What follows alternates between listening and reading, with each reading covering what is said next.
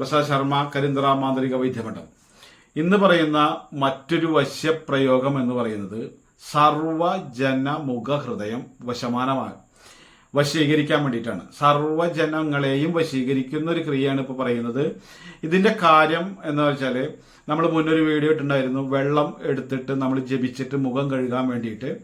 ഈ വെള്ളം എടുത്തിട്ട് പല ആൾക്കാർക്കും ഈ വെള്ളം കയ്യിലെടുത്ത് കഴിഞ്ഞിട്ട്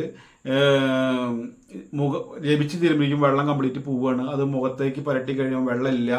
അപ്പോൾ ആൾക്കാർ എന്ത് ചെയ്യും? ഒരു ഗ്ലാസ് വെള്ളത്തിൽ വിരൽ മുക്കിയിട്ട് ജപിക്കുന്നവര്, പിന്നെ പാത്രത്തിൽ നോക്കി ജപിച്ചിട്ട് മുഖം കഴുകുന്നവര്, ഇങ്ങനെയൊക്കെ പല ആളുകൾ നമ്മളെ വിളിച്ച് പറഞ്ഞു. പക്ഷെ എന്നിട്ടൊന്നും ഫലമില്ല എന്നൊക്കെയാണ്.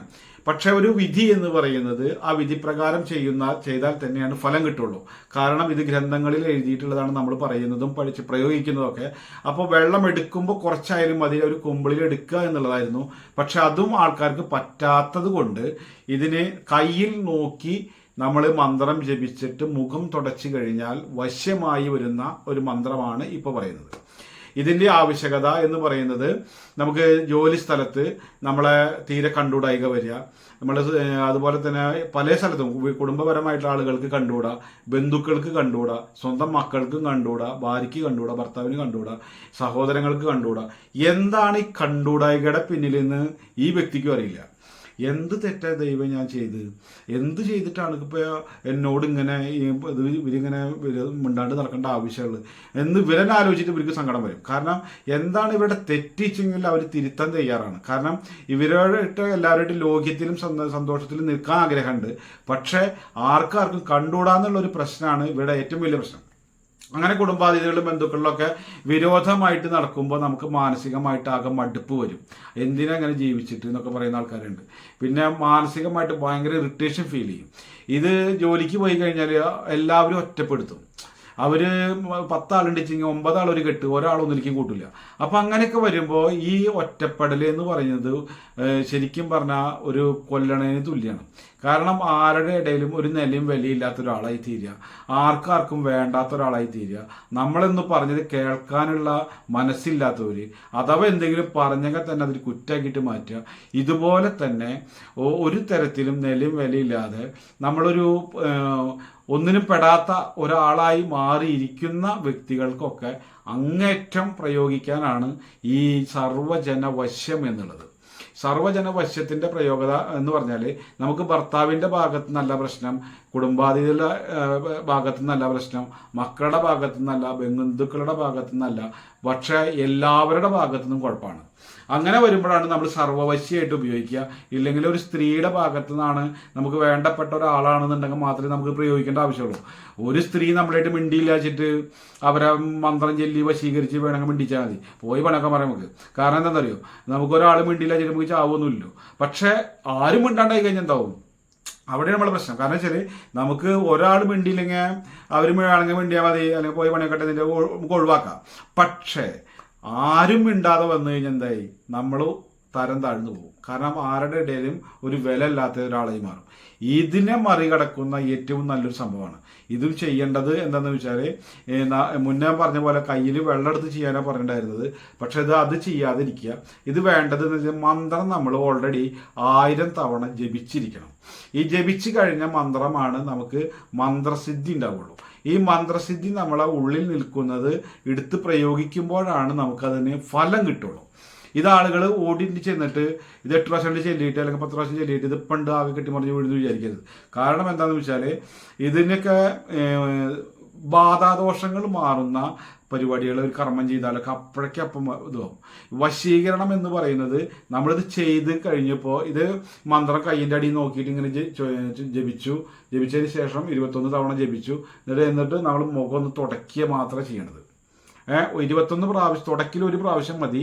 പക്ഷെ 21 പ്രാവശ്യം ഇതിൽ ജപിക്കണം.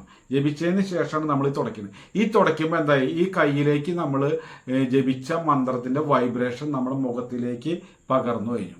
ഈ പകർന്ന തേജസ്സാണ് മറ്റുള്ളവരിലേക്ക് പോവുക. ഈ പോയി കഴിഞ്ഞാൽ ഇതിന് 7 ദിവസം മുതലാണ് ഇത് ഫലവത്താവുക. ഫലവത്ത് എന്ന് പറഞ്ഞാൽ ഇത് 4 ദിവസം ചെയ്തിട്ട് കാര്യമില്ല. ഇത് നമ്മൾ ചെയ്തുകൊണ്ടിരിക്കുക. ഏറി കഴിഞ്ഞാൽ ഒരു 21 ദിവസമൊക്കെ ചെയ്യാം.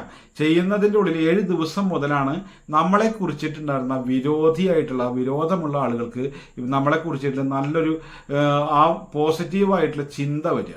നമ്മളൊരു വശ്യപ്രവൃത്തി ചെയ്യുമ്പോൾ നമ്മളിലേക്ക് ആരെയാണോ ആകർഷിക്കേണ്ടത് എന്നുണ്ടെങ്കിൽ ആ വ്യക്തികളുടെ ഉള്ളിലുള്ള വിരോധം ആദ്യം മാറണം. ഈ മാറിയിട്ട് ആണ് അവർ വശമായി വരിക. അതാണ് ഇതിൻ്റെ ഏറ്റവും വലിയ പ്രത്യേകത. ഇത് നമ്മളിത് ജപിക്കുന്ന സമയത്ത് ജപിച്ചുടണ്ട് വശാവില്ല. പക്ഷേ അവർക്ക് നമ്മളിൽ നിന്ന് അകലാനുണ്ടായിരുന്ന കാരണം അവരെ മനസ്സിൽ നിന്ന് ഫിൽട്ടർ വെച്ചാൽ മനസ്സിൽ നിന്ന് അത് പോവും ഇത് ജപിക്കുമ്പോൾ. പിന്നെ ഓട്ടോമാറ്റിക്കായിട്ട് നമ്മളെ കാണുമ്പോൾ വെറുതെ ഒന്ന് ചിരിക്കും. പിന്നെ പിറ്റേ ദിവസം എവിടുന്നാന്ന് ചോദിക്കും. പിറ്റേ ദിവസം എന്താ മക്കൾക്ക് സുഖമല്ലേ എന്ന് ചോദിക്കും. പിന്നെ പണി നേരത്തെ വന്നാന്ന് ചോദിക്കും. പിന്നെ ഇങ്ങനെ മിണ്ടി പിന്നെ ആകെ ചക്കര കട്ടിയാവും. കാരണം വെച്ചാൽ അടിയും ചക്കരിയും പോലെയും. അങ്ങനെയാണ് ഇതിൻ്റെ ആദ്യത്തെ ഒരു വർക്കൗട്ട് വരിക. അല്ലാണ്ട് നമ്മളിത് ജപിച്ച് അടുത്തുകൂടെ പോയപ്പോൾ ഒന്നും പറഞ്ഞില്ല, മിണ്ടിയില്ല, അത് എന്ത് ഇതാണ് മുഖം വീർപ്പിച്ചിട്ട് പോയി എന്നൊക്കെ പറഞ്ഞിട്ട് നമ്മളാകെ ടെൻഷൻ അടിക്കണ്ട. അവരുടെ ഉള്ളിൽ എന്തെങ്കിലും ഒരു കറ നമ്മളെ ഭാഗത്ത് നമ്മളെ കുറിച്ചിട്ടുണ്ടായിരിക്കും. ഇത് ജപിക്കുമ്പോൾ ആ കറകളൊക്കെ പോയി അവരെ നമ്മളിലേക്ക് ആകർഷിപ്പിക്കും. ഈ ആരും കണ്ടുകൂടാത്തൊരു വ്യക്തി ശരിക്കും പറഞ്ഞാൽ ഒരു മരണതുല്യമായൊരു ജീവിതമായിരിക്കും. കാരണം ആർക്കും വേണ്ടെങ്കിൽ പിന്നെ വിരക്തി തന്നെയാണ് വരിക. പക്ഷെ എല്ലാവർക്കും വേണ്ട ഒരാളാകുമ്പോൾ അത് ഏത് തരത്തിലും നമുക്ക് വളരെയധികം എനർജറ്റിക്കും അതുപോലെ സന്തോഷവും ഹാപ്പിയൊക്കെ ആയിരിക്കും. ചിലവരെ കാണാം എന്തെങ്കിലും പരിപാടിക്ക് പോയി കഴിഞ്ഞാൽ ഇവിടുന്ന് വന്ന് എന്താ വന്ന് അങ്ങനെ എല്ലാവരുമായിട്ട് സംസാരിച്ചും ഓടിക്കളിച്ചും അല്ലെങ്കിൽ ഇടപെട്ടും കാര്യങ്ങൾ ചെയ്യുമ്പോൾ ആൾക്കാർ അത് ബ്രില്യൻ്റ് ആയിട്ടുള്ള ഒരാളാട്ടോ, അവരെ എല്ലാവരുമായിട്ട് ഭയങ്കര ഇതാണ്. പക്ഷെ നമ്മളാണ് ഈഗോ അടിച്ചിട്ട് ഇങ്ങനെ മുക്കിൽ നിൽക്കുന്നുണ്ടാവും.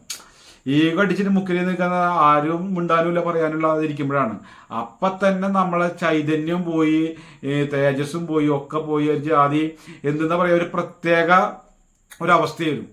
ഇത് മാറി നമ്മൾ ആ പോസിറ്റീവ് ചോരത്തുട്ടിപ്പെടുത്ത് വരണമെങ്കിൽ നമുക്ക് എല്ലാവരും മിണ്ടാനും പ്രവർത്തിക്കാനൊക്കെ വേണം. അതാണ് ഈ സർവജനവശ്യത്തിൻ്റെ ഗുണം.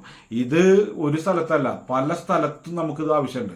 കാരണം നമ്മളൊരു സ്ഥലങ്ങളിൽ പോയാലും എന്തിനും ഇടപെടുമ്പോഴും ഒക്കെ മുന്നിലേക്ക് കയറി വരണമെങ്കിൽ ക്യാച്ചിങ് പവർ അല്ലെങ്കിൽ ആകർഷണ ശക്തി തന്നെ വേണം. ഈ വശ്യശക്തി കൂട്ടാനുള്ള കാര്യമാണ് ഈ പറയണത്. ആദ്യം നിങ്ങൾ പറഞ്ഞ പോലെ ജപിക്കുക, 1000 പ്രാവശ്യം ജപിച്ചിട്ട് ഇത് മന്ത്രസിദ്ധി ആക്കി വെക്കുക. എന്നിട്ട് വേണം നമുക്ക് ആവശ്യാനുസരണം എന്ന് പറഞ്ഞ പോലെ ഈ വിരോധമുള്ള ആൾക്കാരെയൊക്കെ നമ്മളിലേക്ക് കയ്യിലെടുക്കാൻ. നമ്മൾ 21 പ്രാവശ്യം രാവിലെ കുളി കഴിഞ്ഞിട്ട് കൈ നോക്കി ജപിക്കുക, മുഖം തുടയ്ക്കുക. ഈ മുഖം തുടച്ചു കഴിഞ്ഞാൽ എന്തായി, നമ്മളെ പോസിറ്റീവ് സാധനം പുറത്തേക്കേണ്ട ഇറങ്ങും. പിന്നെ അവരുടെ വലിക്കണലിക്ക് നമ്മളിലേക്കുണ്ട് ആകർഷിപ്പിക്കും. കാരണം ഒരു പോണ ഒരാൾ ഒരു നോട്ടം നോക്കുമ്പോഴേ എങ്ങനെ നോക്കി പോകും ഇങ്ങനെ. അതാണ് ഇതിൻ്റെ ഏറ്റവും വലിയ പ്രത്യേകത. അപ്പോൾ ഒരാൾ അവിടുന്ന് നമ്മൾ അങ്ങോട്ട് പോവുക, അവിടുന്ന് വേറൊരാൾ ഇങ്ങോട്ട് വരിക. ഇങ്ങോട്ട് വരുന്ന സമയത്ത് നമ്മളെ കണ്ടു, എന്തൊരു പ്രത്യേകതല്ലോ, എന്നിട്ട് ആൾ കാണങ്ങനെ നോക്കും. അപ്പം എന്തായി, നമ്മളവിടുന്ന് പോയി അറ്റത്തുനിന്ന് നമ്മളെ നോക്കാനുള്ള എന്തൊരു പ്രത്യേകത ഫീലിംഗ് നമുക്ക് എടുത്തോളൂ. ആ ഒരു സംഭവമാണ് ഇതിൽ വർക്കൗട്ട് ആവുന്നത്. ഈ വർക്കൗട്ട് ആവുന്നത് ഞാൻ പ്രത്യേകം പറയാണ്, കുറച്ച് ദിവസം നമ്മൾ ചെല്ലിയിട്ട് നമ്മളെ കണ്ടുകൊണ്ടിരിക്കുന്ന ആൾക്കാരുടെ ഉള്ളിലെ കറ പോയിട്ട് വശ്യമാവണം. ഇതാണ് മന്ത്രം. ഇത് ഓം രാജമുഖി വശ്യമുഖി സ്വാഹ. ഓം രാജമുഖി വശ്യമുഖി സ്വാഹ. ഇത്ര മാത്രമേ ഇതിന് മന്ത്രമുള്ളൂ.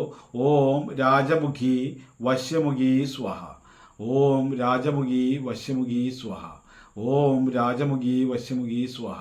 ഇത് നമ്മൾ മനസ്സിൽ 1000 വട്ടം ചെല്ലാൻ 15 മിനിറ്റ് ഒക്കെ വേണ്ടുള്ളൂ.